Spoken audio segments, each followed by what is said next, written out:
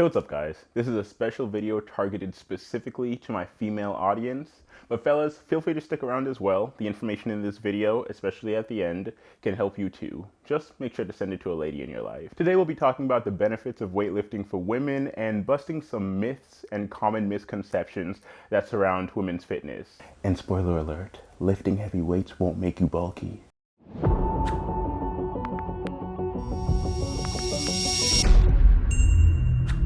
In order to fully understand why so many women have an aversion to weight training, we must first look back at the history of women's fitness.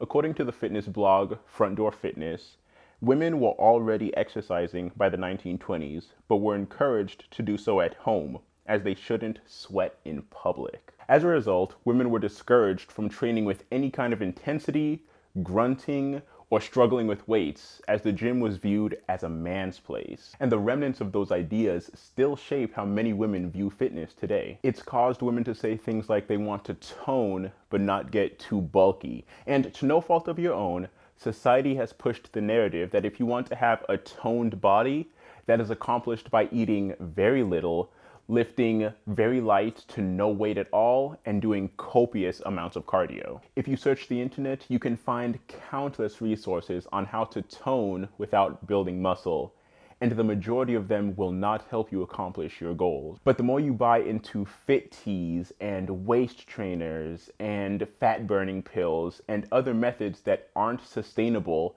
the powers that be continue to make money without actually solving your problem. But hopefully by the end of this video, you'll understand why building muscle is necessary to accomplish your fitness goals. Now, as I stated earlier, a lot of women have an aversion to weight training because they don't want to get too bulky, or they don't want to look like a man, and they want to tone instead. Let me be the one to clear this misconception up for you once and for all.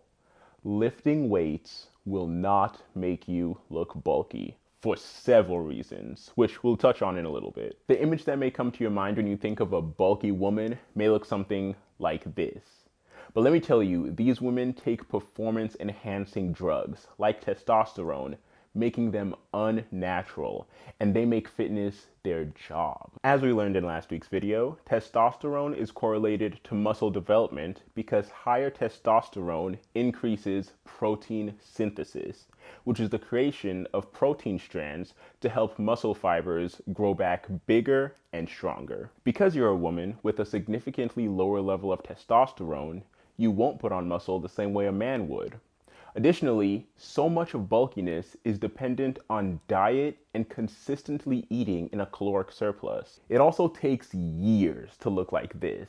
And every woman who looks like this on purpose. They didn't start lifting heavy weights and then suddenly 6 months later accidentally stumble into this physique. The everyday women who take weightlifting seriously will never look like this, but rather like this. Mind you, in my opinion, these women are the top of what can be attained naturally, and many of them take fitness more seriously than I do. This is just to show you the most extreme thing that can happen to your body as a result of weight training. And while we're on the topic, let's talk about the idea of toning. When women say they want to tone, many of them want to have a lower amount of body fat. However, the sculpting, the definition, and desired shape all come from weightlifting. And later in the video, I'll explain how to lift weights properly to achieve that goal. And it isn't lifting extremely lightweight for 15 to 20 reps. Now let's talk about some of the benefits of weightlifting, many of which can apply to both men and women. Weightlifting reduces extra body fat, improves posture, strengthens your bones and joints, improves your skin quality and your sleep quality. It improves your strength and endurance, reduces stress, boosts energy levels, improves heart health, and much, much more. Additionally, muscle is not hard.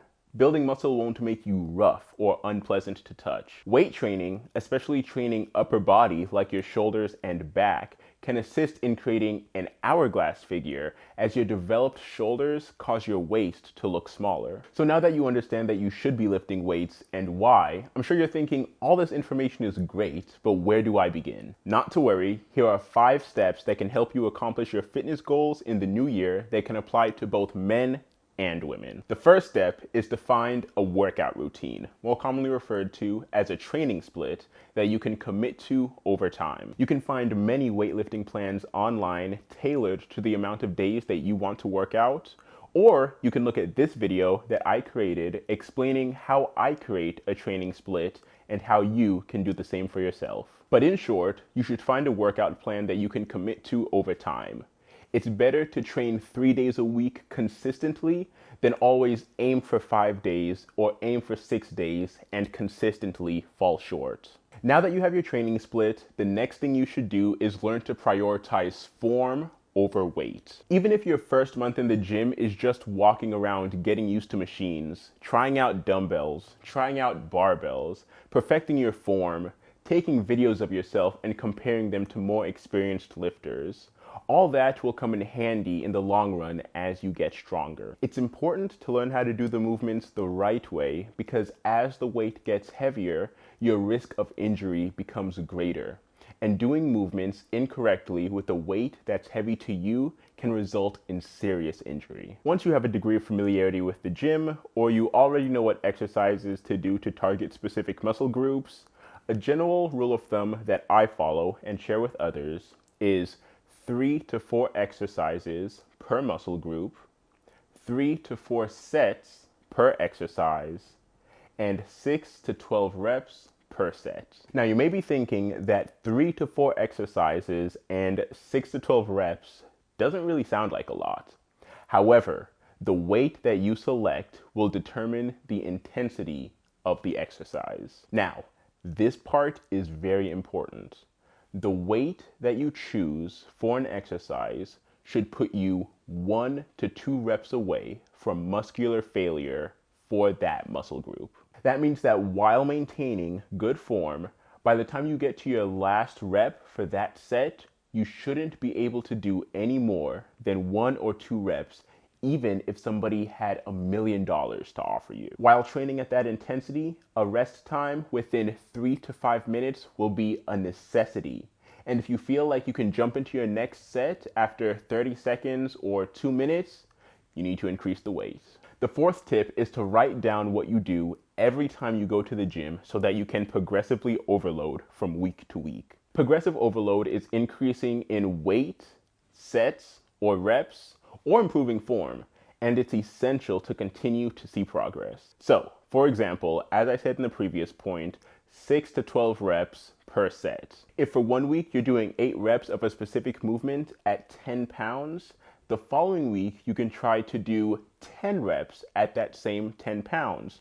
Or you can do the same 8 reps, but this time do 15 pounds instead of 10 as you did in the previous week. All while making sure that by the time you get to the end of your desired rep range, you are very close to muscular failure for that muscle group. Documenting your workouts also helps with morale because you'll be able to see progress on paper even when you don't see it in the mirror. But remember, even when you're not motivated, you made a promise to yourself, and it's discipline over motivation. The fifth and final point is probably the most important of them all, and it is to eat in a way that lines up with your goals. If you're small and you want to get bigger, eat in a daily caloric surplus of about 10 to 15% more calories than your maintenance calories. If you'd like to lose fat, eat in a daily caloric deficit of about 300 to 500 calories less than your daily maintenance calories. Or if you're skinny fat, somewhere in the middle.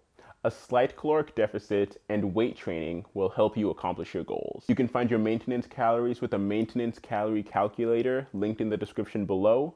But whether you're skinny, fat, or skinny fat, you need to prioritize protein. The goal should always be to get as many calories and macronutrients as possible from actual food. But if you need assistance hitting your protein goal, supplementation in the form of protein powder can help. And you can use meal tracking apps like MyFitnessPal, linked in the description below, to help track your calories and nutrients. Follow those steps, throw in some low intensity, steady state cardio in the form of walking on a treadmill on an incline, an elliptical, swimming, or cycling for 60 to 90 minutes a week, and you will be good. As it pertains to lifting on your menstrual cycle, if you feel like you can't make it to the gym, rest. But if you can make it to the gym, Lift weight that's heavy for you that day. You may have to lower the intensity, but your strength will return after your cycle. So yeah, that's all I have for this video. Thank you so much for sticking around until the end.